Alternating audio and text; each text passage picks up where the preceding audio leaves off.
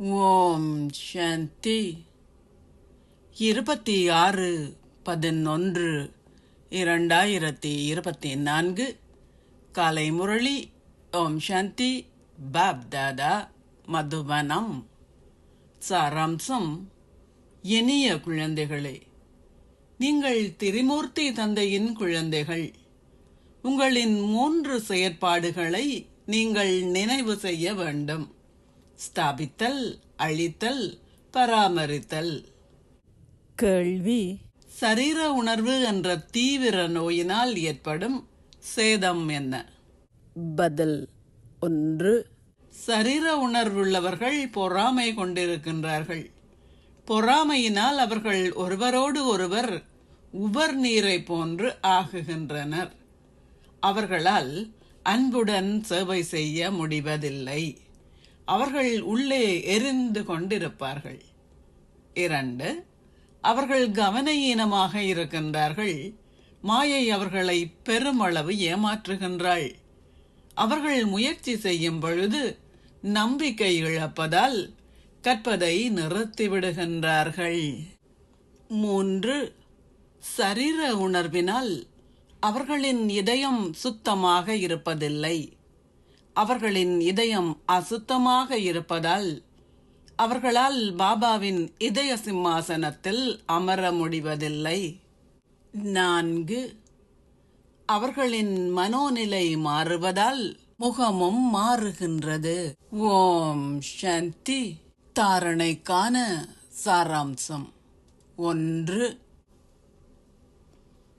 பிரபுவிற்கும் அதிபதிக்கும் உரியவர்கள் என்ற போதையில் நிலைத்திருந்து உங்களை விடுவித்துக் கொள்ளுங்கள்.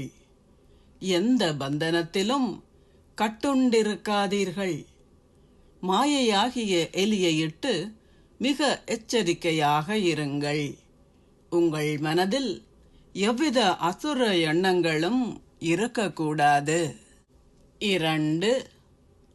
தந்தையிடம் இருந்து அளவற்ற செல்வத்தை, அதாவது ஞானத்தை பெறுகின்ற சந்தோஷத்தில் நிலைத்திருங்கள். உங்கள் புத்தியில் சந்தேகம் கொண்டிருந்து அதனால் இந்த வருமானத்தை ஈட்டுவதில் களைப்படைந்து விடாதீர்கள். மாணவ வாழ்க்கையே சிறந்த வாழ்க்கையாகும். ஆகையால் இக்கல்வியில் முழு கவனம் செலுத்துங்கள்.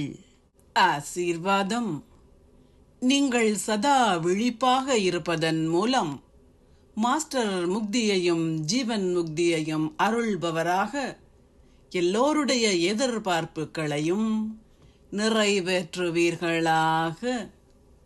குழந்தைகளான உங்கள் அனைவரிலும் எல்லோருடைய எதிர்பார்ப்புகளையும் நிறைவேற்ற வேண்டும் என்ற மேன்மையான எண்ணம் தோன்றட்டும்.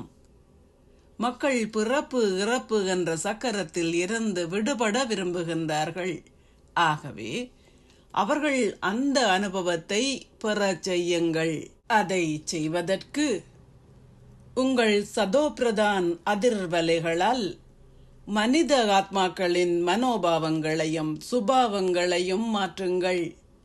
மாஸ்டர் அருள்பவராகி ஒவ்வொரு ஆத்மாவின் எதிர்பார்ப்புகளையும் நிறைவேற்றுங்கள்.